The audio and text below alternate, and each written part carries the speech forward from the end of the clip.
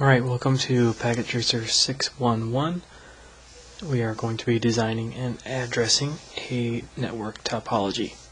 So we've got this entire network here set up, and we need to assign IP addresses to all the interfaces, all the devices, using variable length subnet masks to figure out this whole chart here. So what we're going to be looking at is we have the 192.168.8.0/22 for our entire network. The R2 LAN will require 120 host IPs, so will the R3 and the R4. So here's 2, 3, 4. They all need 120.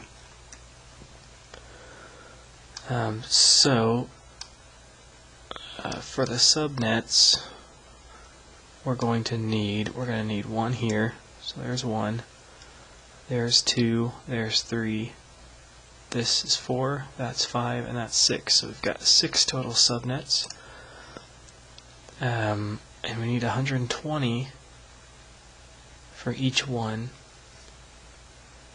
So that would be if we split each in half, it'd be 128 for each of them. So the 128 should work.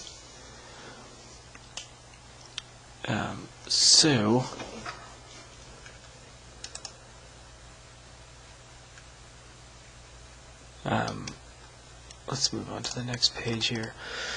So we've got our range up here, /22.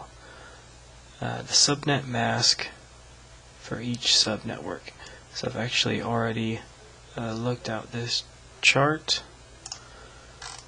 You see at the top here, the subnet mask for all of these is going to be 255.255.255.128,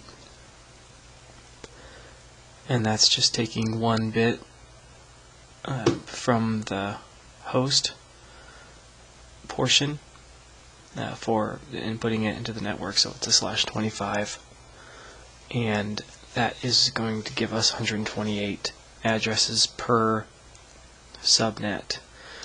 And so if we look down here, I've assigned subnet 0 to R1 to R2, and I've assigned everything like they've asked. Let's move on to the next page. So now we want to start assigning all of the routers with their IP addresses. We want to actually start handing those out. So you can see I filled out the entire chart here. You've got router 1. The first valid host address in R1 to R2 WAN, which is the first usable, is 8.1, so that's in serial number 1.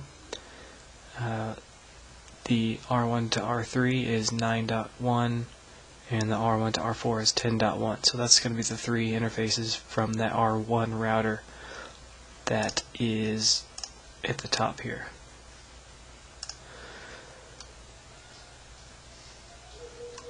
And then we move through assigning these secondary routers here. These will have 2 networks, this one right here, this one down here, here and here, here and here.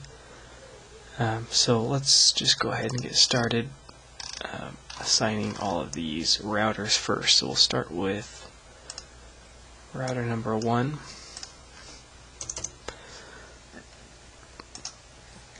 And I've prepared some scripts for this, so you can see we're enabling configure terminal. Interface serial 000 is the 8.1, and then we put the subnet mask and no shut to make that port open. And then 001 is 9.1, and 010 is 10.1. So we can just take all that, copy it in.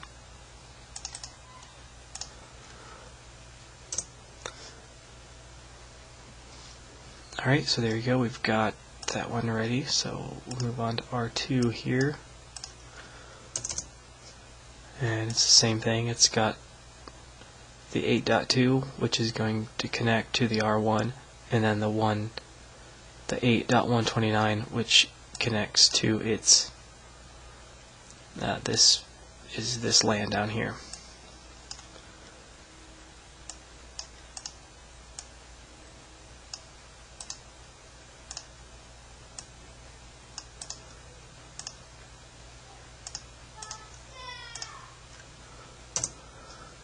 Alright,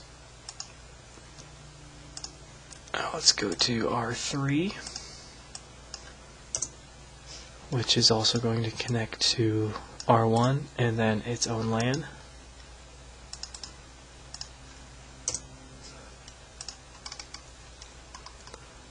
And then R4,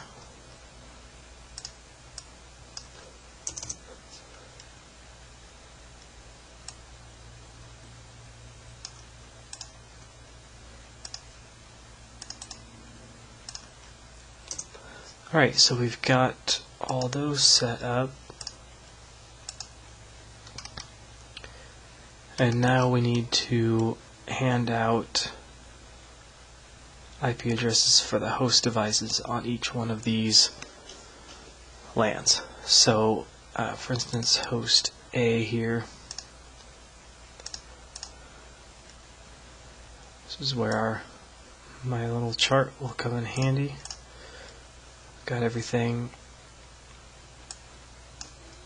noted out here. So if you go down to R2 host A, which is where we are, IP address is 192.168.8.130. Subnet mask is 255.255.255.128. The default gateway is 192.168.8.129.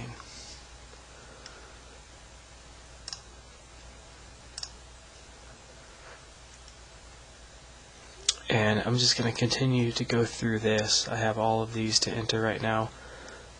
The third host address is host B, printer, host C, host D. So they're just like this. I'm just going up one each time. R3 is the 9.130 is the start of the host range. Goes up to 134. And then R4 is the 10.130, goes up to 10.134.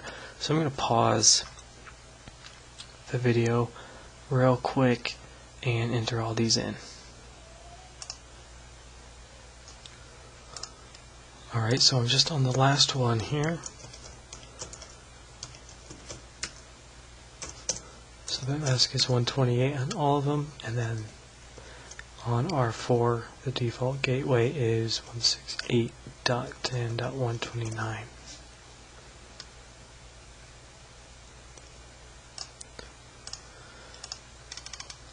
So at the end of this we should be at 91%, and we are. So we'll move on to the next page, and we want to configure EIGRP on each router.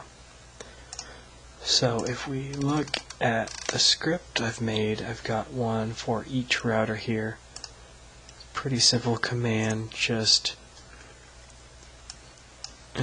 router EIGRP, our autonomous system number is 10, and then we advertise the 3 networks that R1 is connecting to.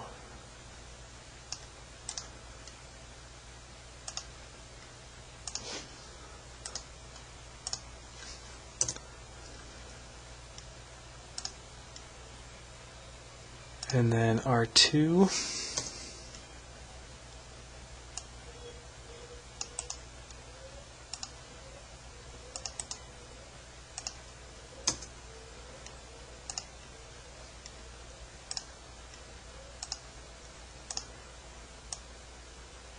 and R3,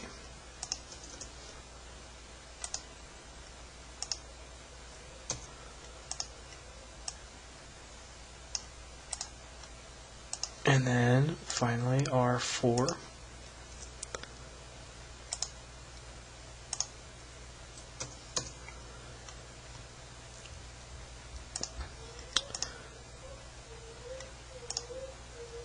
So there you go. If we check our results here, we can see we've got everything configured just the way they wanted it. So when you're looking at this network, if it's a good way to subnet this, if I think it's fine if they have 128 addresses for this LAN here, because then they could be adding more hosts, more PCs, more printers. That makes sense for those to have larger address pools. The one thing that's kind of weird about this is to reserve 128 addresses for this network that has 2 routers on it, which they did 3 times. So we had a where is it? I don't know. We had a /22 to work with here, and so we used everything from 8.0 to 10.255. We used all of it. So we still had 11.